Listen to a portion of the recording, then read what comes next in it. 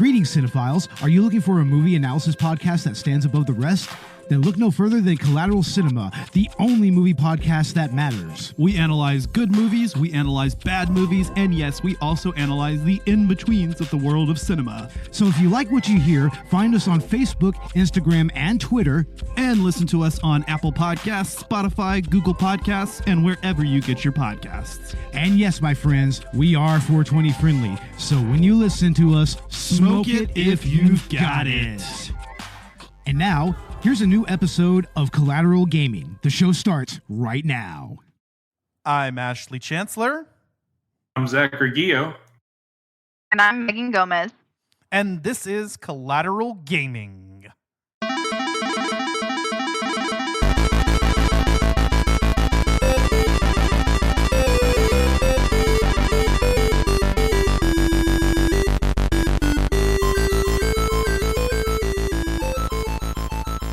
Welcome to Collateral Gaming, the only video game podcast that matters, where we focus on good games, bad games, and everything else in between in the world of gaming. We are podcasting straight from somewhere across the United States, and yes, my friends, we are a 420 friendly podcast, so whatever you have, smoke it if you've got it. Blurp it if you blurp it.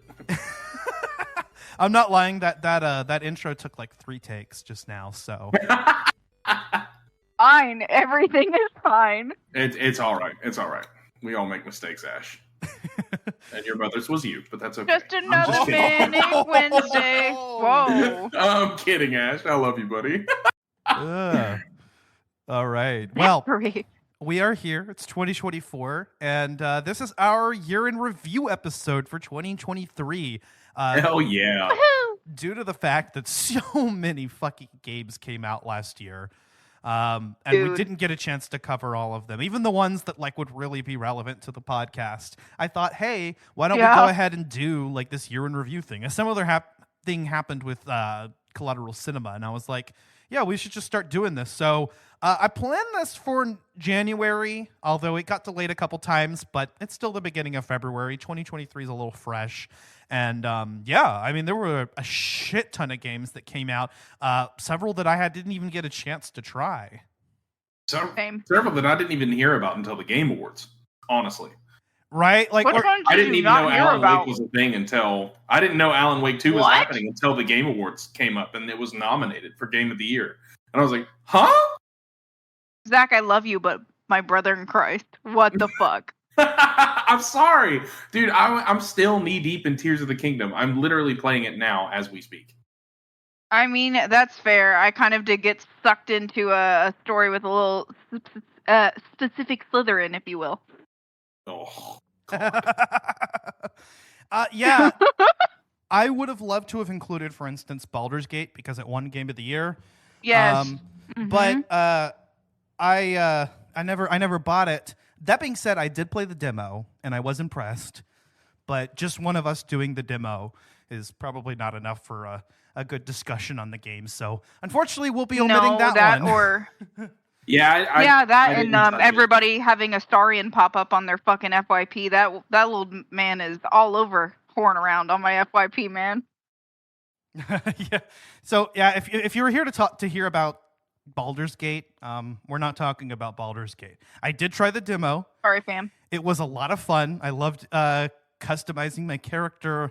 I thought the battle system was really interesting. I've never played a Baldur's Gate game before, or D&D for that matter. So it was kind of a fun little introduction, and that's about as much as I'll say about that. Yeah, when I was told that it was a D&D like it was inspired by D&D, I was kind of interested because I've played D&D a couple of times, and with the right group of people, that's a lot of fun. But I couldn't bring myself to spend $70 on it. Especially when I wasn't sure whether or not I'd like it. And yeah, I'm kind of glad that I never did because I watched some gameplay and it's not necessarily for me. And that's fair. That's fair.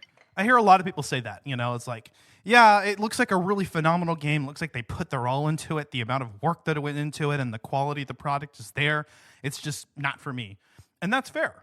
That's totally fair. Let me see. Alan Wake 2 also won quite a few awards. I didn't end up playing it Mainly, I would have wanted to play the first one first. And, I was just kind of struggling to play as much games coming out as there were. And we covered a few of them. One of the games that we covered, we are going to be talking about again because Megan didn't get a chance to talk about Tears of the Kingdom in our review. So. Oh, yeah. Yeah, we were moving into the house and we were like, what do we do with everything now? Because, that was a chaos point in our lives. And I was like, I want to play Tears of the Kingdom so bad, but, I got to move into this house, bro. Oh, yeah, and Tears of the Kingdom is an absolute blast. So I'm really, the last time we talked about Tears of the Kingdom, I was kind of shitting on it, but I'll explain that once we get to it. Yeah.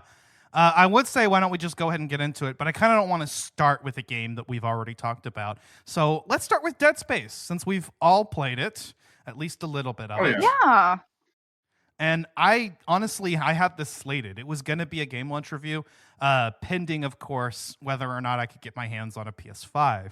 I didn't end up getting a PS5 before the game came out, so I didn't get to try it until a few months after the fact. And that's the main reason why we didn't do an episode on it. Oh, for sure. And you know what? I only played the beginning to slightly after the beginning. So talking about it, you guys are going to have a lot more to say than I am, to be honest. I probably didn't get much further. Isaac Clarke. Yeah, I don't think I got it much further than you did. But unlike you, Megan and I have played the original. And I all three of them. Yeah, I played the first two at least, and a bit of the third one.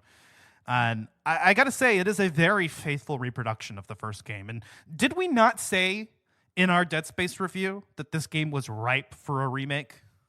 Yes, we were literally talking about that. And I remember us talking to my brother about it after the episode. And we were like, bro, we've predicted the freaking future. We were all talking about it, which is wild. And I'm so glad that it got a remake. It so deserved it. That is a great game series. Well, from what I was able to mess with the game a little bit for and get past the introductory setting, to be honest, it's gorgeous, and I'm really glad that they remade it because it's beautifully done. And from what I've seen of the original, they did a lot as far as kind of flipping the base game on its head and completely remaking it.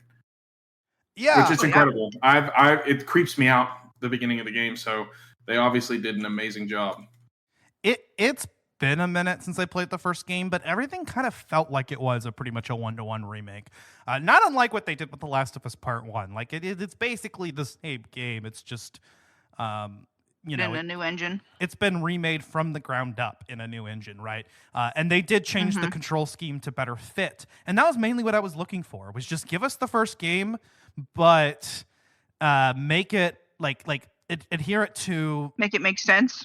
Yeah, it needs to adhere to standards of a modern game. And Dead Space 2 and 3 did that. They revised the control scheme to work a little bit better. And it's even been a few years since that. So this was honestly a much-needed remake. I remember us talking about it, thinking this game really needs one. I looked it up online at the time, and I remember there were rumors, or there may have been an announcement that something was possibly going to happen. But there was no full title announcement. And then shortly after the episode aired, I remembered they did an official announcement. I think it was a week. It might have been. It was very close. And honestly, yeah, this is all we needed. Now, that being said, some of the things I noticed that they did change, of course, was they gave Isaac a voice, something that he didn't have in the first game. In 2 and 3, he was voiced, but in the very first game, he was a silent protagonist. Which I was a little bit perturbed by that, I won't lie, just because I did love the fact that Isaac was kind of since we're going to be talking about Tears of the Kingdom, Link in a sense, where he was the voiceless protagonist. I didn't have, it made you think and imagine and use your imagination in a sense, and I was a little bit perturbed that he had a voice. I was like, I agree with you there. I never played the original, but I like main characters that don't speak, which is a part of the reason. It's a very small reason, but it's part of the reason why I love Zelda so much, is because Link doesn't talk. Obviously, you see in the games that he does communicate with all of these people, but he doesn't speak because he's an avatar that the players can basically immerse themselves in the world of Hyrule with, and that's why I love it. And so Isaac talking didn't bother me necessarily, but when I had heard that in the original game he didn't speak and he was kind of acting like Dead Space's Link, it kind of took away from the experience just a little bit, but not much. But I get what you're saying. Here's my take on it. I do think Isaac being a silent protagonist in the first game did work to its benefit, and there was definitely some artistic. What am I trying to say here? It was artistic, is basically like it added to the horror. It added to the horror because, especially when you get into the twist at the end, which I won't spoil for you, Zach. But yes. like when you get to it, I mean, the whole thing is just kind of like Isaac is your protagonist, and in many ways, he's an unreliable protagonist.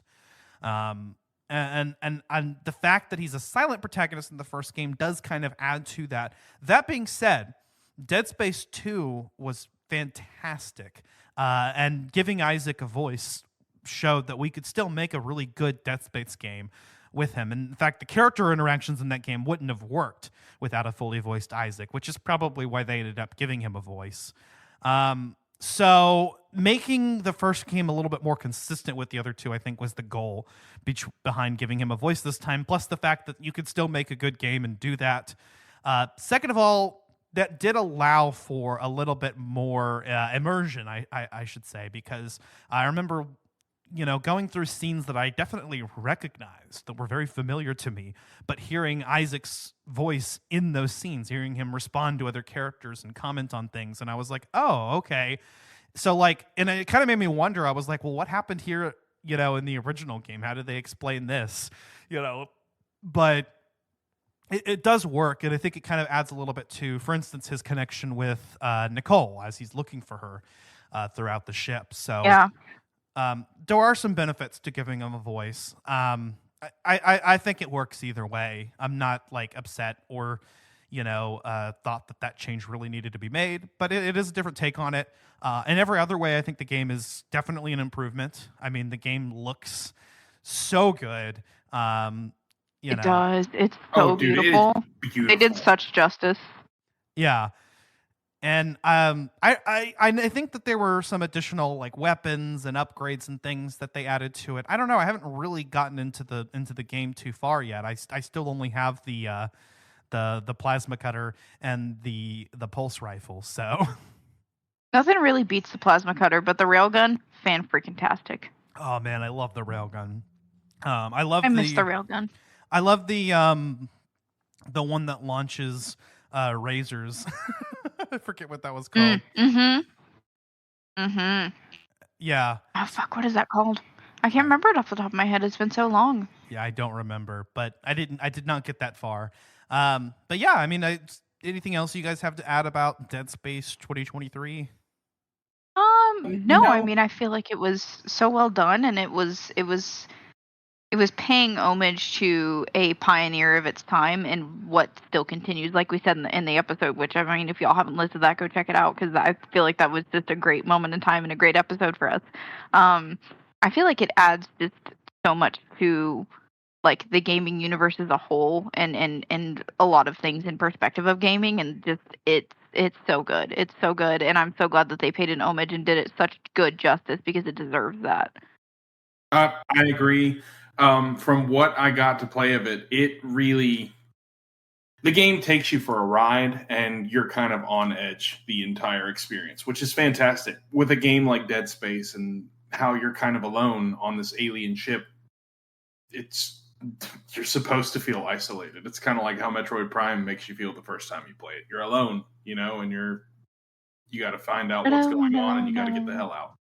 Yeah, I was just about to say, I think, did Dead Space take any inspiration from Metroid, or maybe take inspiration from a common inspiration, which is Alien?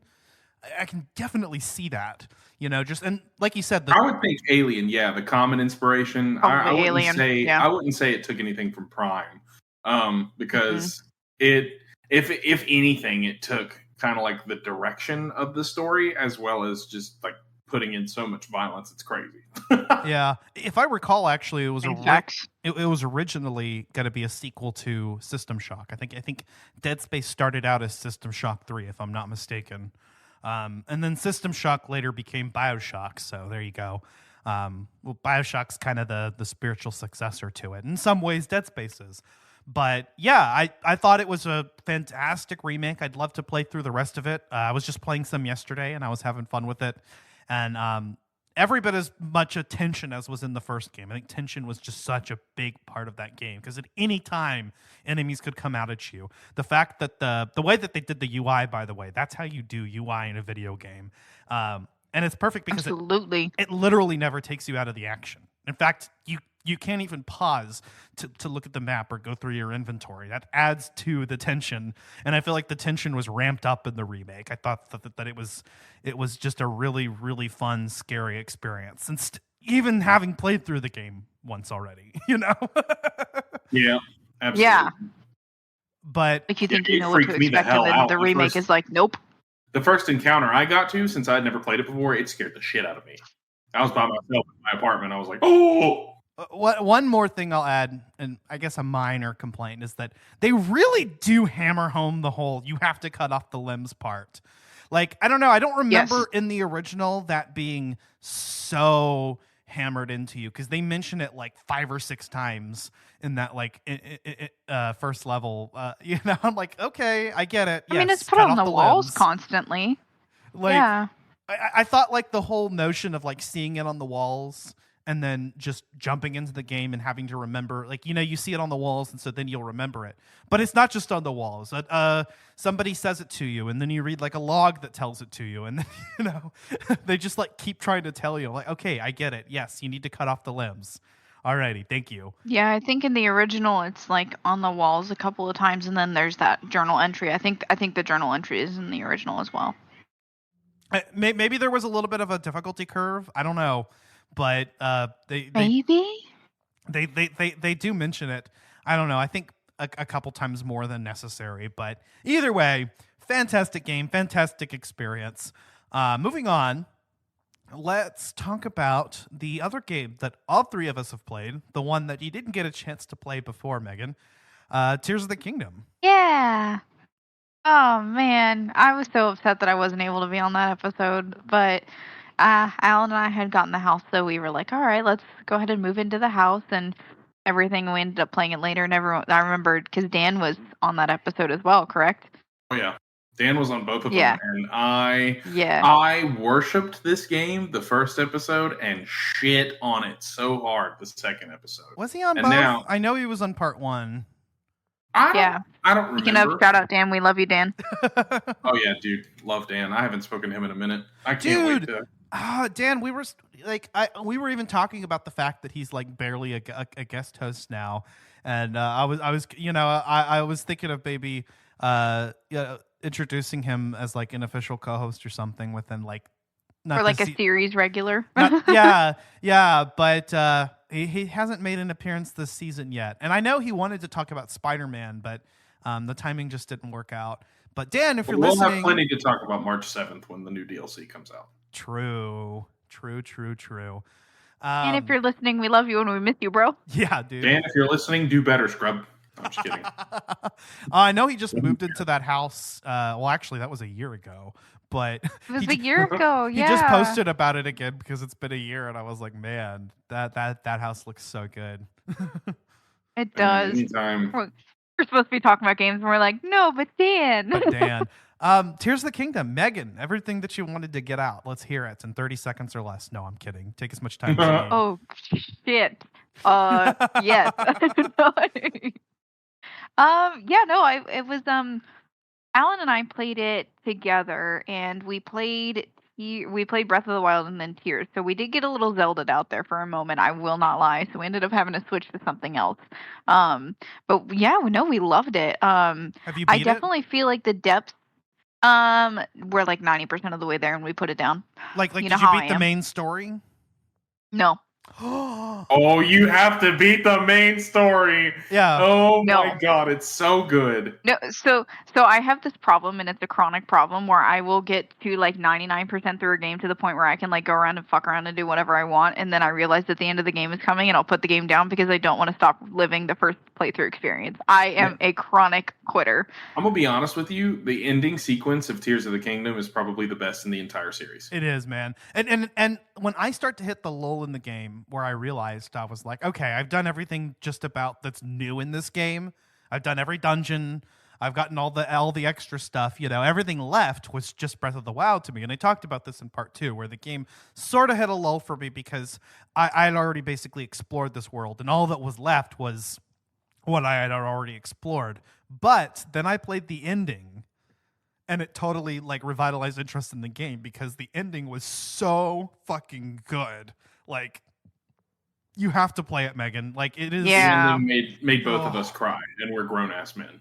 Yes, yeah, I cried. I mean, if you're not crying at a video game, well, what's funny is I I'll cried. tell you, man. Not even because like it was necessarily like sad, or even necessarily that like the emotional storytelling got to me, but it was the combination of emotional storytelling with the music, and it hit me hard. Like, I was just like, wow.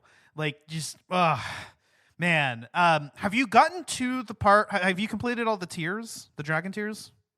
No, but I know what happens. Okay.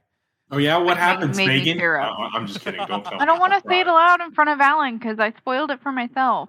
Oh. And Alan had never played a Zelda game until we played together. So, I mean, Rauru yeah. turning into a dragon's not that much of a spoiler. Huh? I'm just kidding. Which one did you play? What? The one on Oh. Super Nintendo. Oh, okay. Oh, if you hit a mushroom.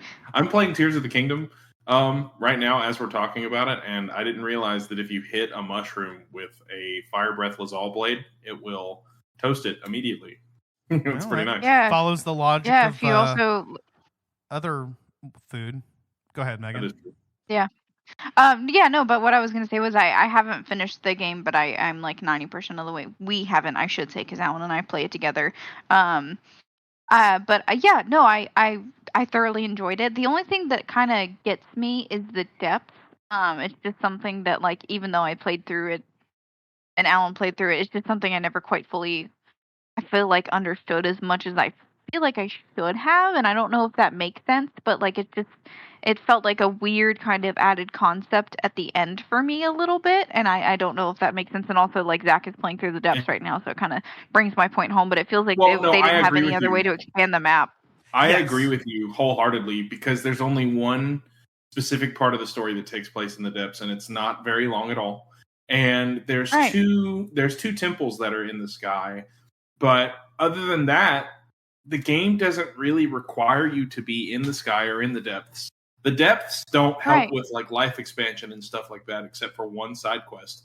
And the sky, it's just shrines.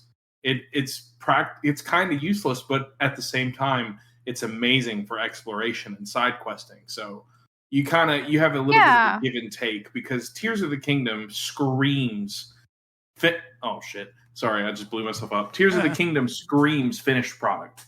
And Breath of the Wild was like a beta. Yeah. And so this is everything they it feels like this is just a completed like Breath of the Wild, basically. Yeah, in a lot of ways, yeah. Well, what's crazy is that Tears of the Kingdom, I'm certain, takes place in a different season. Like, I'm pretty sure Tears of the Kingdom takes place in like Hyrule Spring, while Breath of the Wild is probably like the summer. And so everything feels different, from the lighting to the way people interact with the environment, the different crops that are growing. I think that we're in the spring now because, tomatoes are growing around Hyrule and you're able to get your hands on carrots a lot easier. And it's just the tiny little differences that make it a phenomenal sequel. I still think it implies that time has gone by, but I want to say there was the illusion almost of a different world or a similar world because like maybe kind of like the difference between Labrina in the past and Labrina in the present, right? Or like it was like okay, because I don't think the world itself was very different, but it's the way that the game progresses you through the open world that gave it the illusion of being different. And honestly, that's actually brilliant game design. It's genius. I mean, Tears of the Kingdom did absolutely everything they could with mostly the same map. And like you said, Megan, the depths do kind of feel somewhat like an afterthought because there's just not nearly as much in them. It kind of just feels like, they kind of like put this together. And I mean, props to them. They did what they could with as much time. Well, I say that. They took like 6 years. They took 6 fucking years. 7 years? Almost 7 years? I guess all the development time just went to like the sandbox mechanics, honestly. Oh, for sure. The shit that you can build with Ultra Hand is insane. Yeah. Danielle and I were getting ready to go to sleep. I think it was either last night or the night before, and there was a video on YouTube of like the top 25 best Tears of the Kingdom builds. And dude, people are building mechas, semi-trucks, giant jets, bro. It's insane. And they're fully functional. Yeah. Penis it's bots. crazy. Penis bots, that's for sure. Yep. Korok Can't- crucifixes. That one was It's not- funny. It's not a sandbox without a proper dick in it. I mean, exactly. And Okay. I mean, Megan, I mean, obviously you had to torture those Koroks, didn't you? I did a little bit, but only just because after a long time it did irritate me because I do love the Koroks, but that was extremely extra. I will literally And why? never forget when Ash, like this was like a week or two into the game's launch, Ash sends me a fucking clip of him putting a rocket on a Korok and just sending it. And that shit killed me, bro. It's just, Everybody on the internet collectively tried that, and it became a meme very quickly because it was everybody's Yeah, like do you first... remember it? All the cons? Yeah. It was like everybody's thought, like, oh wait, I have rockets. I can strap anything I want to this For to this Korok backpack. So what would happen if that's actually hilarious. oh, dude, the amount of stuff. Hunting for Koroks in Tears of the Kingdom is a lot more fun because there's so many more things that you could do Yeah. to get to them. And it's a really good time because like I said, it feels like Tears of the Kingdom finished what Breath of the Wild started. And I'm happy about it. You know, I'm not going to complain. You're never going to hear me gripe about it. I had gripes about it. I did hear you gripe about it. I was just about to say. Well, no. I know you heard me gripe quite a bit about it, but you're never going to again because I'm on my second playthrough of Tears of the Kingdom right now, and I've kind of grasped and like I've fully dove into the sandbox aspect of this game, and Tears of the Kingdom is the best game I've ever played. It's so much fun. I just wish that I had played it before Breath of the Wild because there's a lot of similarities that. You know, I know. I'm kind of wondering how it's going to be for Danielle because I know you mentioned she's playing through Breath of the Wild now, and you were going to show her Tears of the Kingdom right after, and I was like, man, I hope playing both of those games back to back isn't going to give her too much fatigue and kind of ruin the experience. Yeah, I don't it can think kind so, of burn you because out. I don't think so because when you go straight into the sequel like that, especially with a sequel like Tears of the Kingdom, it's basically like a DLC that takes place 5 years later. Mm-hmm. So Yeah. she's going to get to have Especially that considering surreal the size experience. of these games. Is it Oh, 5 sure. years? I feel like it's more than that because the Gerudo child of Hudson and his Gerudo wife, his tall Gerudo mommy, is like, I don't know. That kid looks like she might be like 8 or 9 years old. Dude, I don't know, but Link and Zelda haven't changed a bit. They don't look any different. Oh, also, they fucking. Oh, they're Highland. They Oh, fucking. oh, It's basically confirmed they were living together. At His least. hair tie in the chest, yeah. Yeah, Oh, if dude, you've that been shit to was his so house sweet. in Hateno, they call it Yeah. Zelda's house. She was living with Yeah. him. And Oh, you they're can still only living sleep together. in beds which are owned in Tears of the Kingdom or like in an inn. So obviously that's him in Zelda's bed. That's their love-making nest. Dude, I'm getting my ass kicked by a tree right I'm now. never saying that I again. can That was see that. horrible. But their love nest? gonna Yeah, say please Ash. don't ever say that again. I don't. Oh god, I hate these tree fuckers. These are one of the new enemies, and you can only fight them if you have a sword type weapon, like a blade that can cut them, or And if you throw have fire fire. fruits at them. Yeah. So I just throw, I I throw have- bomb flowers at him. yeah, I've been in a couple situations where, like, for whatever reason, I didn't. All I had were like dull weapons on me, not cutting type weapons. Well, and spears, but like no like sword type weapons. And so I was like, oh, okay, yeah. And I don't have any fire either right now. I'm kind of fucked. But yeah, Tears of the Kingdom, man. What else can we say about it? We already dedicated 2 episodes to it. We're going to talk about it more here soon. I think Zach and I have talked about doing like a boss ranking episode, and you mentioned something else the other day. Which I wanted to talk about the dungeons, the temples. Sorry, no, dungeon ranking episode. Yeah, Temples. but you also Yeah. mentioned something the other day that I think was different, and I was like, yeah, let's do that. But I don't remember. Oh, about the lore. You said you wanted to do a Zelda game on lore, or Zelda episode on lore. A Zelda episode on lore featuring like every game in its place. Yeah, it wasn't just a Tears of the Kingdom type thing. Should we add soundtracks into that? That would be so cool, like ranking soundtracks from the Zelda games. We should do a bonus round where we talk about Zelda songs, like soundtracks that made us cry the most. you literally just gave me an idea because we've done dungeons, we've done bosses. And I was trying to think of what other kind of lists or rankings we could do, short of doing one for like a specific game, like Tears of the Kingdom. But no, like soundtracks, like that would be perfect, like a top 5 soundtracks or something from the Zelda series. We should do that. Sounds like a good idea. Midna's Lament is going to be number 1. Oh, for sure. Thank you very much. Midna's Lament or you haven't gotten to the end of the game yet, but the music from the final boss of this game is one of my favorites in the entire series. The music in the final sequence is what got to me. Yeah, well, y'all know how I am. I'm an audiophile, so I definitely listened to the soundtrack. I just didn't finish it, but yeah, I definitely could feel the stylistic changes in the end of the soundtrack there that just blew my mind, and I was like, oh, which we've been talking about picking it back up. I just haven't picked it back up because I've been, as I said, consumed by Sebastian Stallo, and it's fine. Everything is fine. So the Final Fall, I think I'm just gonna go ahead and say it. The Final Fall is probably my number 1 Zelda track, but which is a reprisal of the Tears of the Kingdom main theme, featuring elements of Zelda's Lullaby and even the original Zelda, and it's so good. But you mentioned Sebastian Stallo. It's a perfect segue into one of our other games, Hogwarts Legacy. Yes. I will be silent because I know nothing about this game. I know, Zach. You despise Harry Potter, apparently. I do, yes. Which I don't understand why, but whatever. Good for you, bro. Yes. First, before we get into anything, I don't agree with J.K. Rowling using her platform to, I don't know, just to die on this hill. I don't know if I think that she actually hates trans people, but yeah. But I just, if she could just shut up.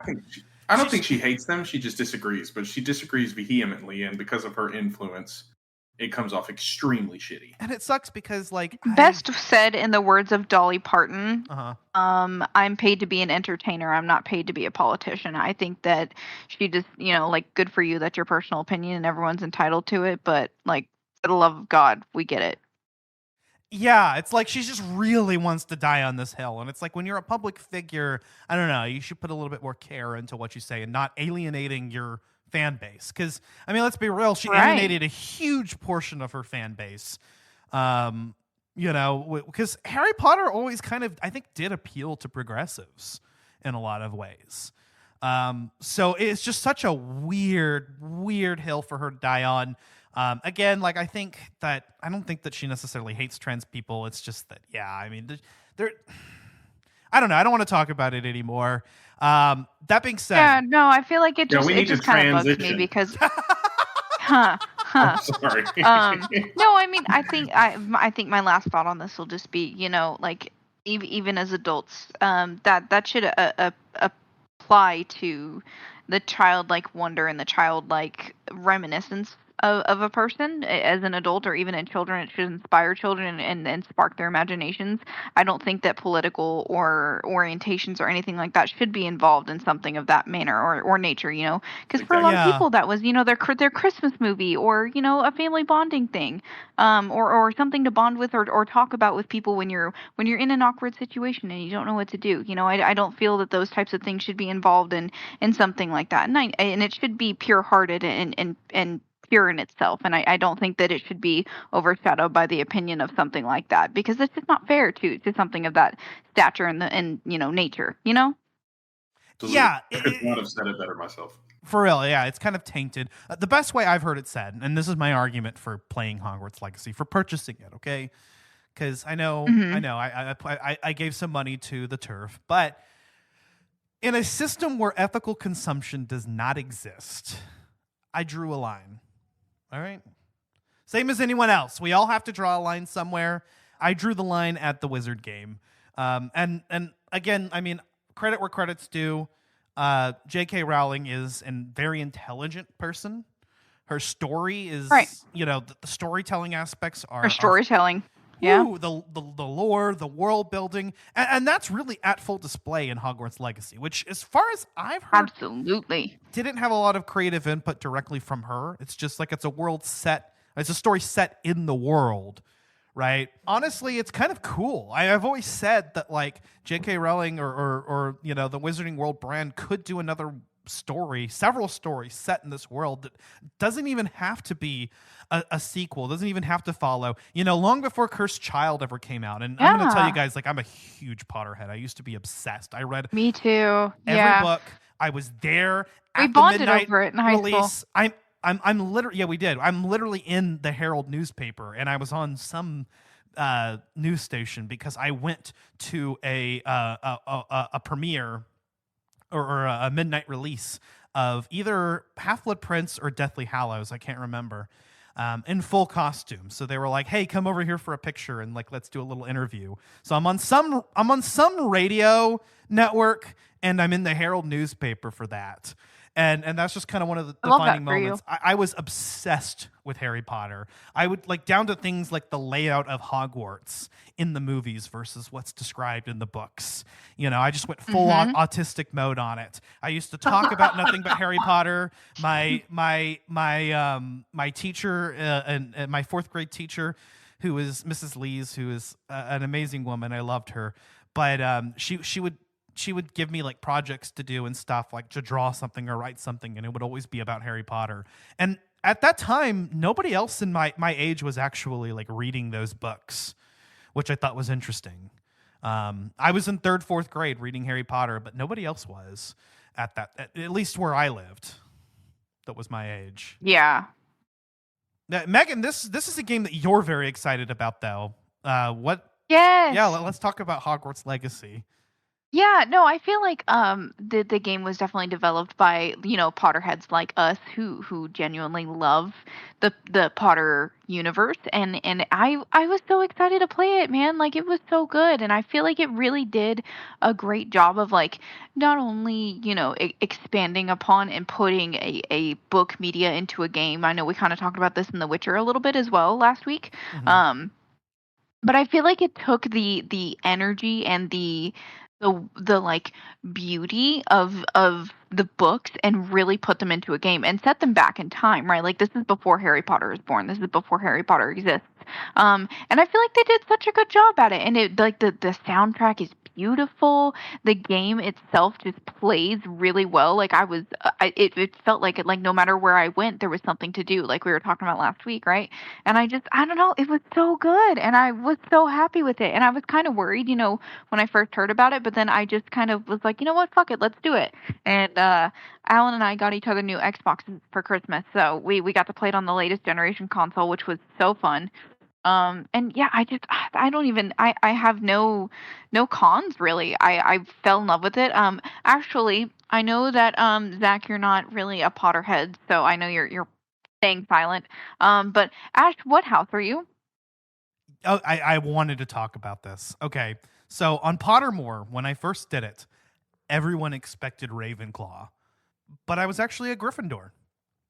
Really? I'm a Ravenclaw. But that being said, when I took the quiz in Hogwarts Legacy, I got Slytherin. So, really? Yeah. I don't know. Maybe I've just changed over the years, or maybe I was answering in a certain way. I don't know. It kind of works with my character, though. Like, my custom character isn't me. I actually picked a girl because I just always pick girls now when I do custom characters. Yeah, I don't know. I like playing as a girl. Girls are hot, you know. So is that like a sign that I'm trans? I don't know. I'm kidding. Probably not. That would actually be really funny if like a Harry Potter game caused me to like discover that, right? I think that's the only reason why I even wanted to say that, was because like the irony of it, right? Yeah. But my name is Ashley. I wouldn't have to change my name. But I heard that there was a trans character in this game, actually. Ooh. I think there's one like student or something, and it was just one of those things that like felt like a box that they had to tick, you know, specifically because of Rowling's views.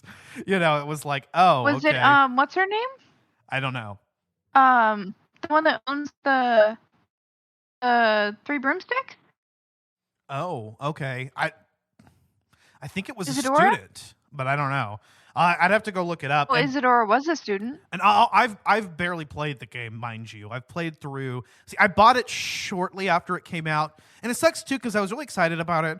I really wanted to talk about it on the podcast, but we had a lot going on at the time, and also the backlash, the trans community, which I mean we stand in solidarity with. Like honestly, like again, like we're very much a allies. Collateral Gaming, we love our trans listeners, we love our gay listeners. I mean, I kind of fit into the LGBT community myself, so. Same. Oh, Serona. I'm so sorry, not Isadora. Serona. Okay. Serona Ryan. But yeah, I mean, the game itself is a lot of fun. I really enjoyed it. I mean, it's everything I kind of wanted out of a Harry Potter game. It's exactly what's advertised. Yeah. It's an open world Harry Potter game, and it's an action RPG. You can play through and cast different spells, and you'll learn different ones throughout the year. Like I said, I made my custom character who's a Slytherin, and I wanted maybe even to make my character evil. That's kind of what I'm thinking at the moment because I heard that you can. I use Crucio so much on fucking goblins, it's fine. Yeah, I heard that Sebastian Sallow, I think there's a quest line of his that teaches you the unforgivable curses, and I'm like, I'm there. And yes. Apparently there's no in-game consequences for that. No, there is not. Speaking of, why did they have to put so much fucking Riz on Sebastian goddamn Sallow in Ominous Gaunt? I cannot. I physically cannot.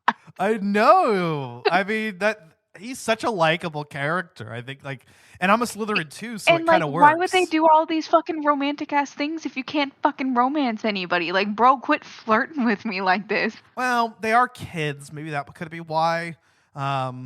I mean, they could There's too much Riz for them to be just kids. Let's be so for real right now. Too much Riz.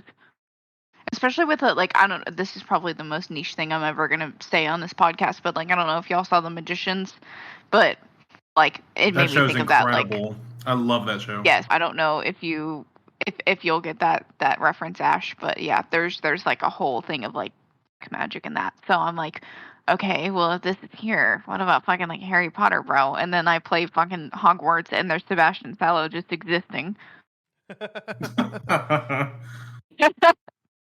Who knows? I might pick it up. Why not? It's an action RPG, and why not? I know you're not the biggest Potterhead, but I really feel like you would like it. I mean, even if you're not and I'll say this for our listeners too. Even if you're not the biggest Potterhead, it's an interesting game, and the style of game, the controls, there's a lot of things to really enjoy about the game, and you can kind of make Hogwarts your own. And there's a lot of really good story in it, and the lore, of course, is huge. And I feel like there's just so much that is to be enjoyed in this game. I'm not completely finished with it yet, and I'm at 70 hours. So, damn. Okay. Yeah. Yeah. It's kind of disappointing that I'm not have been into this as I should have been, because as a Potterhead, I haven't even seen the latest Fantastic Beasts movie still. I haven't seen the last one with Mads Mikkelsen. I don't know why. Why is it that there's a Harry Potter movie that's out that I haven't even been motivated enough to watch? Why is there a Harry Potter game that's out that I'm not motivated to play all the way through? And the only thing I can think is that it's the whole business with JKR and her whole thing, her whole agenda. It's I don't know. It's kind of poisoned it a little bit. It's left a bad taste in my mouth. It's hard. Yeah. I'm the same. Even if you're not someone that's an ally, and I know we're going a little bit off topic here, but it's just something that I feel like I need to say. It's it costs $0 and 0 cents to be a nice person and to be, even if you don't agree with it necessarily, just be a decent person. Humor a person. Call them whatever pronouns or name they want to be called, because it doesn't hurt you at all to do it.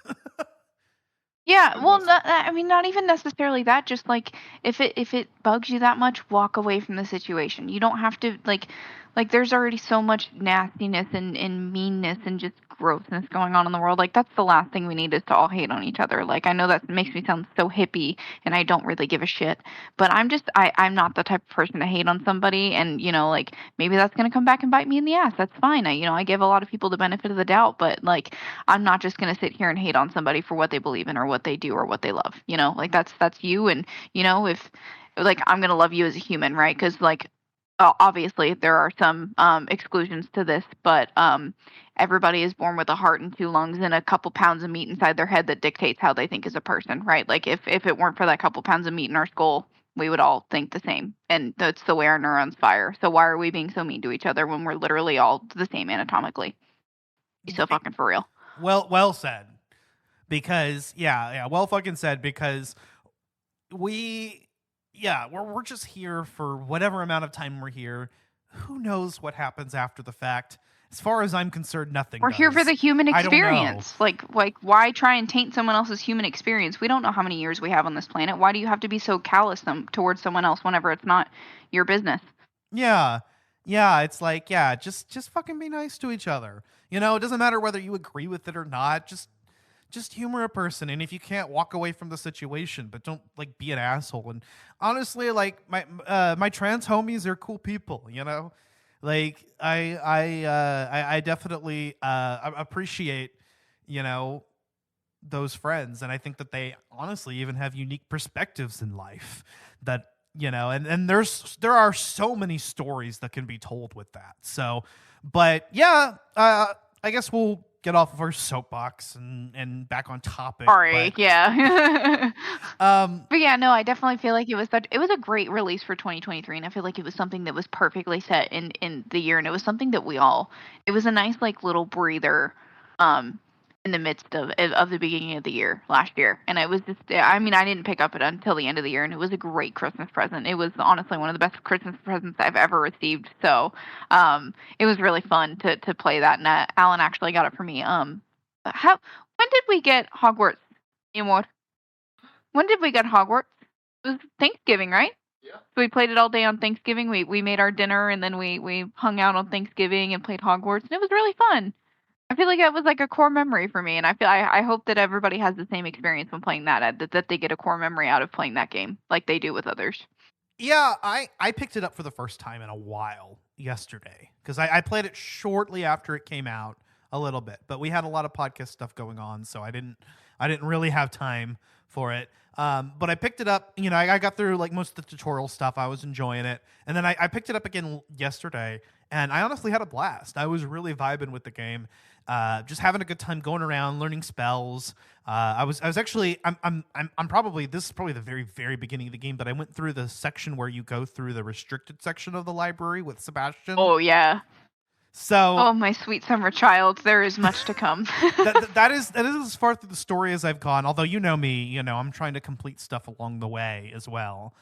I was looking for gobstones and just finding things around in the world, and then I was honestly really, really cool with it. And they even have like a system where I think Assassin's Creed Odyssey did this as well, where like you can have and in God of War too.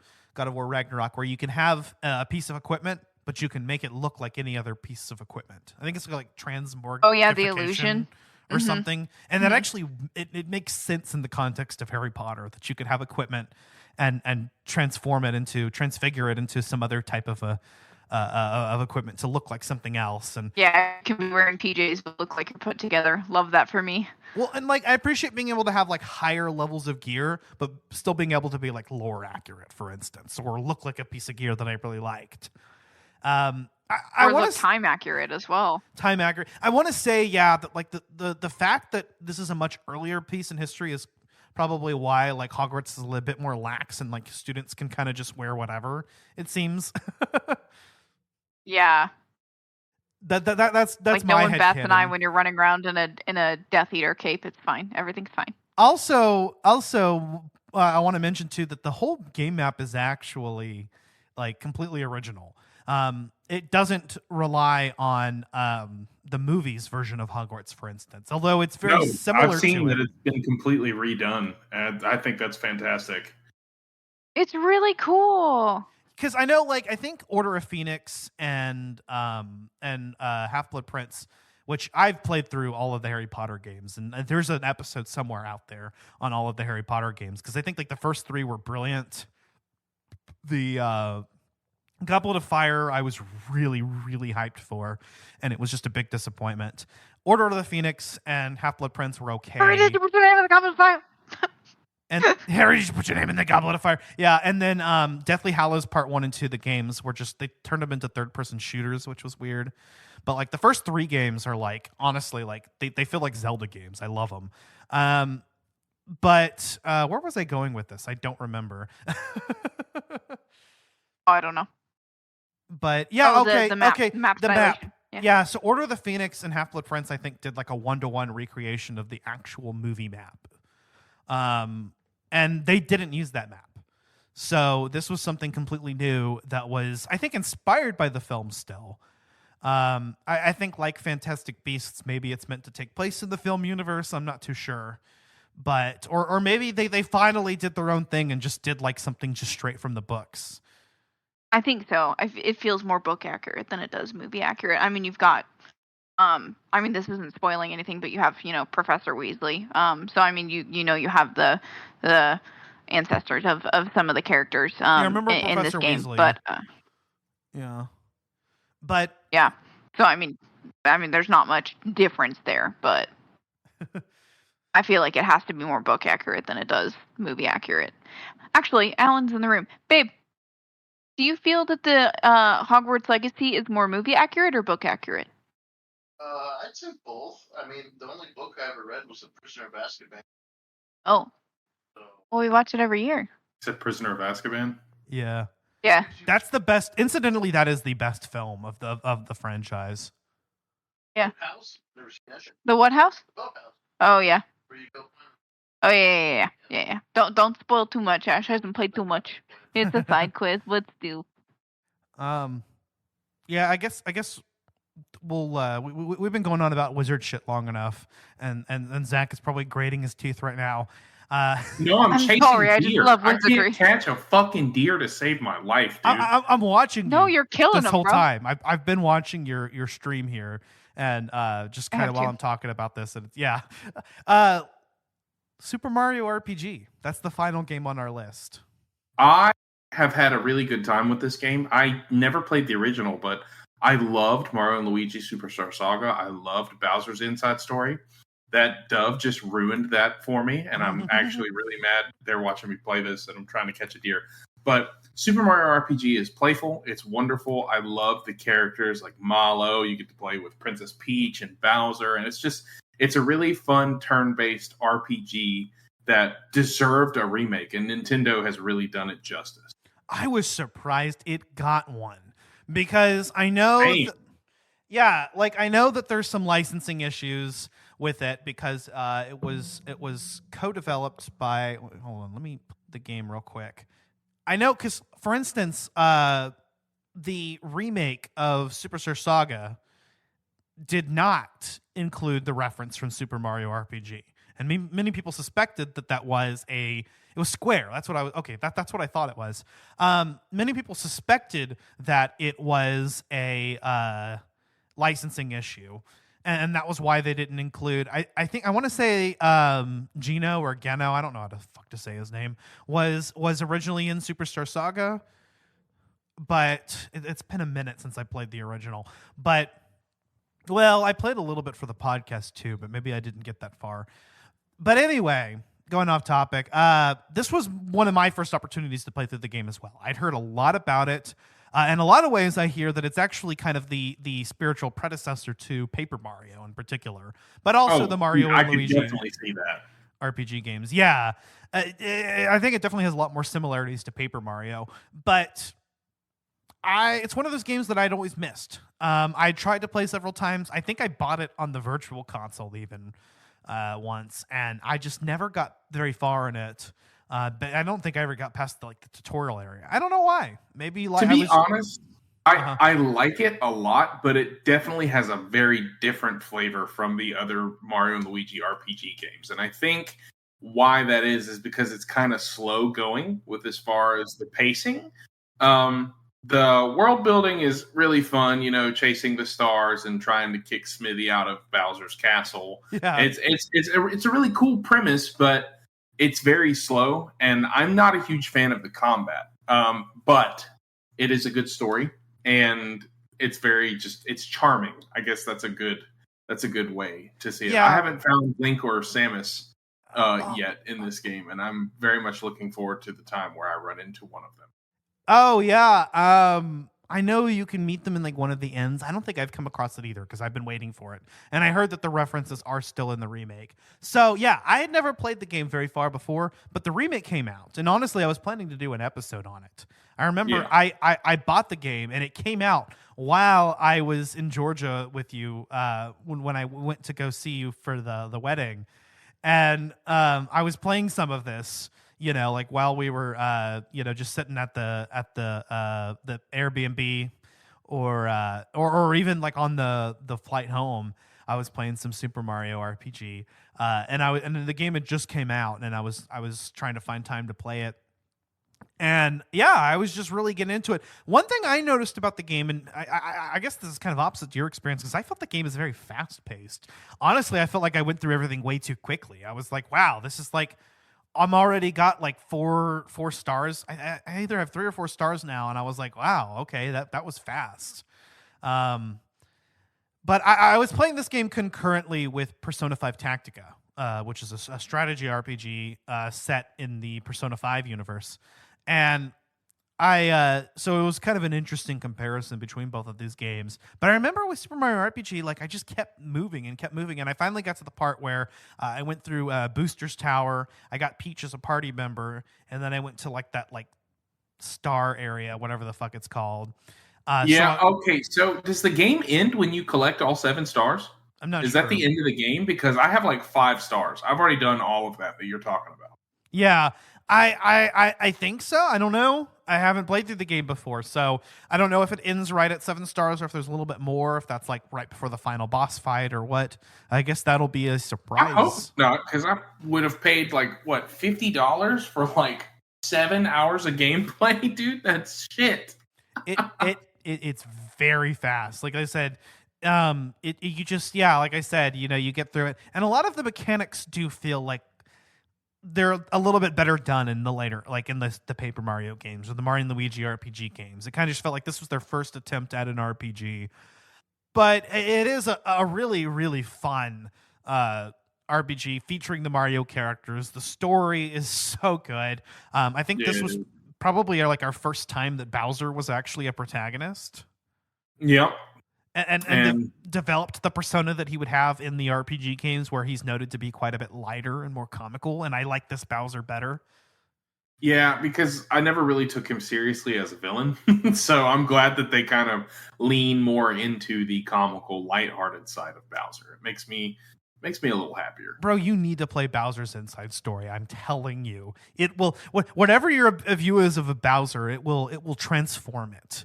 And you'll have an even more intimate understanding of what it's like to be Bowser and to be inside of Bowser in a non-sexual way.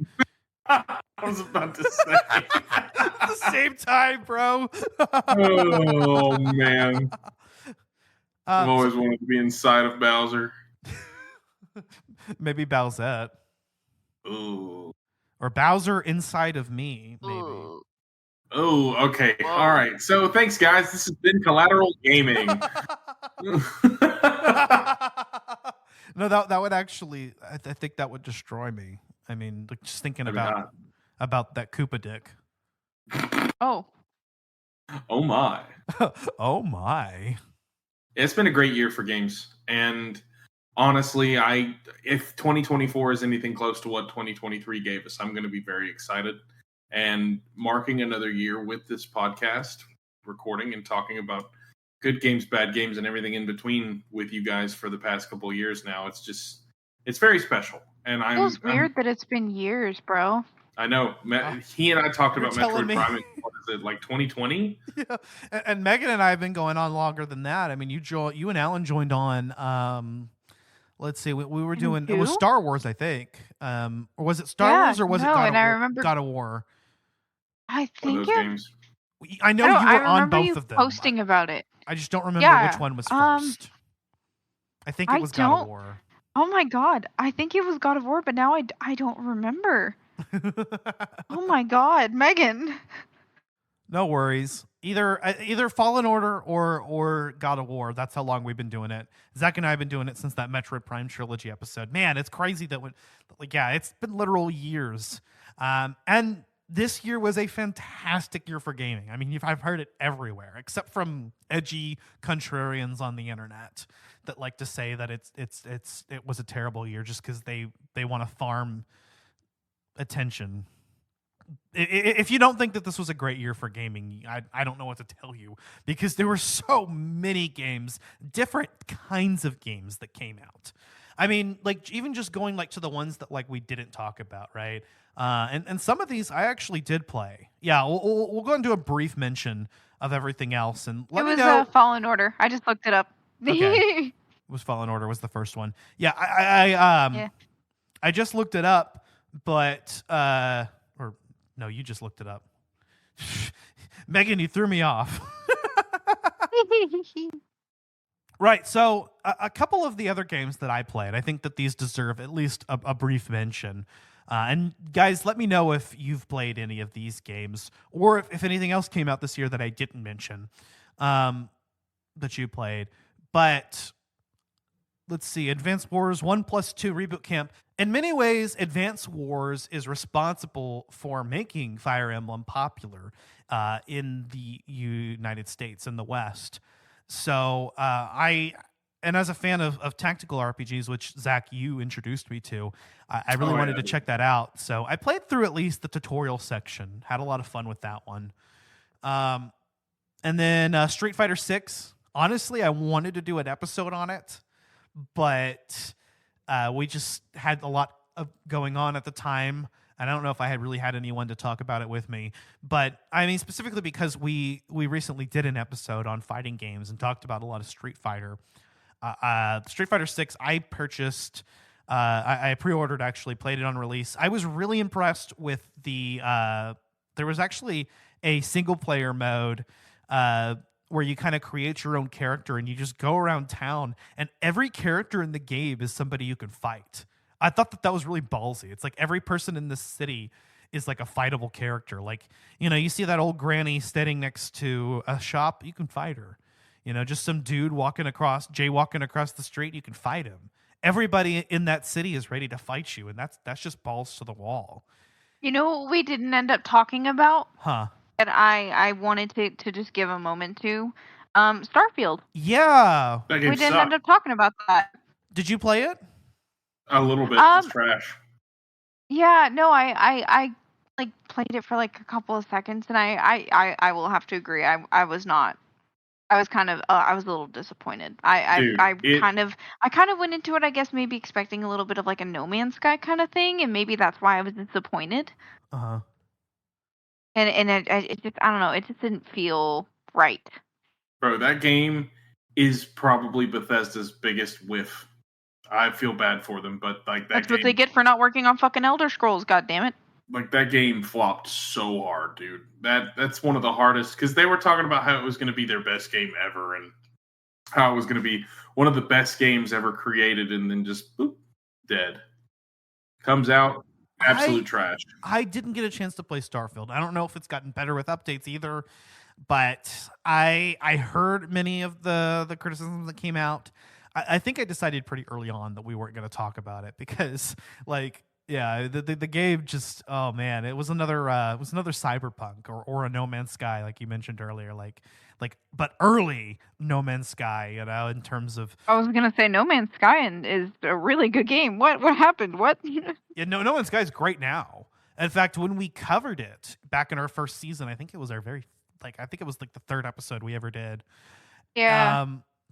We actually had nothing but positive things to say about that, and that was going back to like the original game, like when the game first came out. I actually defended it, and we talked about that on the podcast. And even when we did the episode, it had been quite a few years. and they're still making updates, man. That was like 5 years ago or something. And they're still releasing updates to No Man's Sky. Like, holy shit. They will continue to. They said that at the Game Awards. They said they're going to continue. And then they also have another style of game in development, I think. I know that there's another game in development, and I can't remember what the fuck it was called. Fires of something or something of Fired. It's actually a fantasy. Looked really cool. It's a fantasy version of No Man's Sky. Just one planet, which is wild. Which means they can like zero in. And the planet's like ever expanding too. Ooh, yeah, that sounds incredible. But yeah, Starfield. Yeah, what a disappointment. Not even a mention. When you hear about games that are coming up for Game of the Year, Starfield wasn't even a mention. Everybody was like, nah. Because there were a couple other games, that popped up that were like, okay, these could be nominees. And because so many games came out here this year, they had to make a few exceptions. Starfield was just never I feel like considered. There was a lot of honorable mentions this year. I feel like this past year, it was just a really good year for gaming. Yeah. But let's see. Street Fighter 6. One more thing I wanted to mention is that Hazel and I played that together. She loves playing Street Fighter with me on the arcade. I have this like little mini arcade unit. But we played a few rounds of Street Fighter 6 on my PS5 and had an absolute blast with it. It was really fun. The combat is fluid. Man, we actually have had a lot of good fighting games because between that, Mortal Kombat 1, which I haven't even had a chance to play, it's all right. Tekken 8, which just came out this year. It's just been wow. Yeah, we've gotten a lot of. Megan mentioned Avatar, dude. Have you played it? If you played it, mention it. Okay, no, I haven't, but I didn't know if we were gonna do an episode. I was like, let me check the group chat. But yeah, no, I haven't played it yet, but I've been seeing a lot of people talking about it. And I know it came out kind of later December, and that just didn't really coincide with our schedule for the season, unfortunately. So could possibly be in the future. I don't know yet.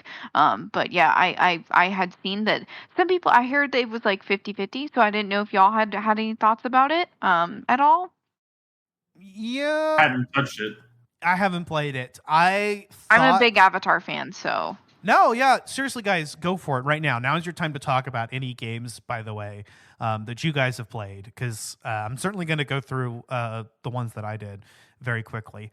I'm saying this as we're like over an hour, but hell, we're vibing.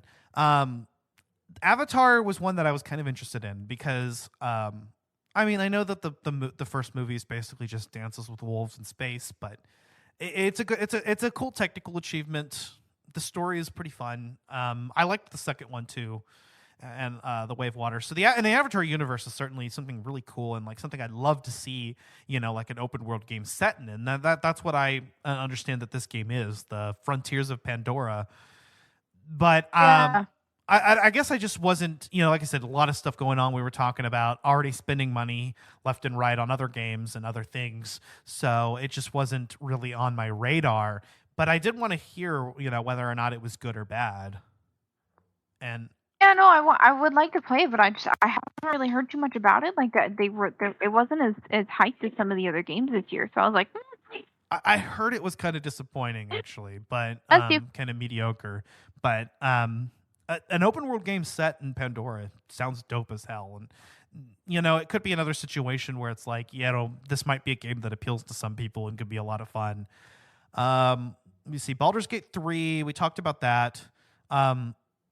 Did you guys have any other games that you played this year? I don't know. I wanted to play Call of the Mountain, but I never got the chance to. I know that we were kind of talking about that a little bit. Yeah. The DLC. I'm surprised you didn't. Horizon. Well, because I don't have either. That's one thing. Even in 2024, I'm still not a. Duh. A PS5 owner, unfortunately. Right. So I have not done it. So Alan and I, we ended up getting a really good deal on new Xboxes from a friend, and he was getting rid of his because he traded out for PC. So we're saving right now for one. That's actually a definitive plan for this year. But right now we're enjoying our new Xboxes, and then still playing on the Switch. Nintendo, I love you. The OLED's cool, but I'm ready to see what's next. I want our next console, and Honestly, Ash, I think we're going to get some Metroid Prime 4 this year. I don't know. But I'm hoping Maybe. so. Hopefully Y'all we get forget I'm a some Metroid news. fan too. Samus is mommy. Megan, Mommy. I bet we're going to get some Metroid Prime 4 this year. Oh man, Samus is mommy. Be so Samus fucking is real. Isaac is daddy and Samus is mommy. Yes, the space parents. So one other game I played this year, this is another one I wanted to do an episode on because we've talked about this franchise before. Assassin's Creed Mirage. I did play a little ways into it. I at least got to like the main section of the game where like you get into the city and you start doing stuff. Didn't play very much beyond that though. But I love that Assassin's Creed is doing a return to form that like concurrent to the open world RPG games that they're doing. We're also getting just kind of more of a traditional experience, but with modernized controls that we see in the RPG games. So good on them for that, for releasing an Assassin's Creed title that isn't an open world action RPG and actually doing it pretty well and not charging full price for it. Good move, Ubisoft. I'm genuinely surprised, actually. Yeah, no, I get that. Yeah, a step in the right direction. I think that was a good thing that they did. And I mentioned it earlier, but Persona 5 Tactica, that was another game that I was playing with Super Mario RPG at the time. They both came out, I think, the same day, if I'm not mistaken. And I think so. I think you're right. If not within like 48 hours of each other. I remember that Modern Warfare 3, which I've been playing quite a bit of, and we did an episode on that. Whatchamacallit, Naruto all came out within like the span of like a week or two of each other, and I bought all of those games, and I was kind of proud of myself for managing to afford that and being in Georgia for a wedding. I know. I'm sad y'all didn't come up north. I couldn't. I had just gotten a new wife. Yeah, that's fair. But I mean, we're only 3 hours away in North Georgia, and we have a 4-bedroom house. Oh God, I'm just kidding. I'm getting sick. We do need to come up there soon. Heck yeah, you do. Yeah, Persona 5 Tactica was a lot of fun. Again, just another tactical RPG or strategy RPG, which I'm a huge fan of. But Persona, and I fell in love with Persona 5 this year. That was a game I played for the first time this year. And I played through all of Persona 5 Royal and just fell in love with it. I put like over 200 hours into that game, and it wasn't even a podcast game. That's rare. For me to put that much time into a game that we aren't talking about. Yeah. So that's dedication right there, brother. That is. Yeah. So that came out, and I got quite a ways through Persona 5 Tactica. Again, just featuring the same characters from the Persona 5 video game and putting them in a strategy RPG setting. It's kind of a strategy RPG light in a lot of ways. You know, just something that's very simple if you're unfamiliar to the genre. And then what else came out this year? Naruto X Boruto, that's another Naruto X Boruto Ultimate Ninja Storm Connections. That's another game I was super excited for because I'm a huge fan of the Ultimate Ninja Storm series. But we actually have an episode coming out on that later, I think next month. So you'll hear my full thoughts on Naruto Storm Connections as a huge fan of the Ultimate Ninja Storm series. Mortal Kombat 1 came out this year. Starfield came out. Diablo 4, Pikmin 4, Super Mario Brothers Wonder, and Alan Wake 2. Those are all games that I felt would have been worth a mention if any of us had played them, but none of us did. So, as far as I know, tempted to give Alan Wake 2 a shot. I've heard that game's amazing. Yeah. So from what I've seen, it's beautiful. I think most of these were Game of the Year nominees. I would have loved to play the new Mario game. A lot of stuff came out, and I had to make some decisions. Is it online co-op, Mario Bros. Wonder? That's a great question. Yeah, I've been wondering that since it came out. Yeah, I'm sorry, guys. It's almost my bedtime. Yeah, and we'll wrap it up here in a bit. Let's see, Super Mario Brothers Wonder. To Super Mario Brothers, I hate these clickbait links, like clickbait search results, where they don't actually tell you until you click on the page. Okay, so yes, Super Mario Brothers Wonder offers both local and online co-op. There you go. Oh, dude, hell yeah, Dash, we definitely got to do that, bro, for sure. I'll get it if you want to do online co-op. Dude, for we sure. should. And to be fair, that sounds like a blast. I did play the demo in GameStop, so I did get to play it a little bit. I thought that the wonder effects were really cool, kind of a new innovative way to just kind of hype up these Mario levels, make them a little bit more fun. Megan, get this and do this with us. Okay. But I guess that's it for now. Stay tuned for part 2 of The Witcher, as well as our 2-part anniversary special on Fable 1 and Fable 2. Hopefully we can get all of that out within the next few weeks. And then this month, we had a plan.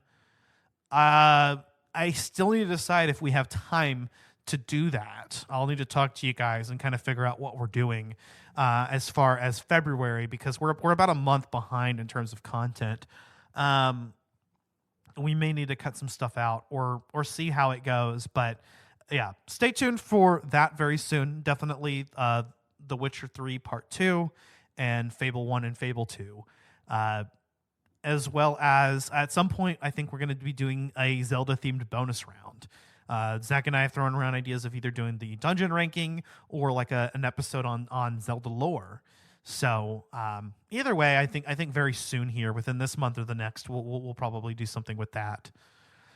And we've got plenty more coming this season. I think the big thing that we've picked up on this last year has been maybe we need to start like recording these episodes in advance, just so that we can make sure we get it on time.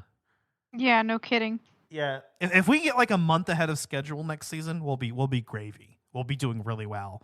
Like I think we should start recording these maybe a month in advance, just because it's so hard for all of us to find time in our schedules. You know what I mean? And it's just the result of being adults. For sure. I mean, I've even had to cancel things sometimes because of So, but yeah, 2023 was a fantastic year for gaming. 2024 is shaping up to be pretty good. Let's see. This year, I've already been playing Persona 3 Reload, Apollo Justice Ace Attorney trilogy, and I'm highly anticipating the Final Fantasy VII Rebirth, which I played the demo for last night, and I'm so ready for this game. It's so good. Megan, we got to play through the I got to play through the Nibelheim section of Final Fantasy VII Rebirth. Yeah. Good. Yeah. Nibelheim, not Niflheim. I need to play some Final Fantasy. There's a lot of good content. Dude, yes, you do. Start with 7. That's what I did. Final Fantasy 7 is a goddamn masterpiece. I've played the original. I think that's what I started with too. I've played the remake of it, which is actually more of a sequel than it is a remake, and it only forms 1/3 of the actual story content. With Final Fantasy VII Rebirth picking up after that and covering the next part of it, and then presumably we're going to get a third game of the trilogy that's going to finish off. But I kind of feel like by the end of Rebirth, we'll actually see them going off the rails with the story. I freaking hope so. We'll see. We'll see. Because like the whole question is Aerith going to die? I don't know. Is she? I mean, Probably. shit, we'll find out. Yeah, but. Yeah, guys, those are all games, by the way, that we're talking about on the podcast. So that's also set to come out this month. Both the Apollo Justice Ace Attorney trilogy, which I'm doing with Bo, and then Persona 3 Reload later, which I'm currently doing with nobody. We'll see how that goes. Andrew Orozco from Geek News Now will be joining me for Final Fantasy VII Rebirth. That's coming out at the end of this month, so we'll be releasing that sometime early in March. Sweet. But yeah, that's everything that's coming out now. And it's been a great year for gaming. This year, 2024 is looking to also be pretty good. If you enjoyed this episode, leave us feedback on your platform of choice. I'll have links in the show notes for where you can listen to our podcasts. Anything else to add, guys? No. It's been a wonderful year, and I'm looking forward to many more to come. And I love you guys very much. Thank you for friendship and lots of podcast memories. And I'm brother. I'm very excited. If you guys will look, I have the OG Zelda gear right now. Oh, fuck yeah. Just kind of enjoying it. This game is so good. She's beauty. She is grace. It is so good. But, all right, guys, that's been enough for now, I think. I've been Ashley Chancellor. I've been Zachary Gio. And I've been Megan Gomez. This is Collateral Gaming, and we are out. Out.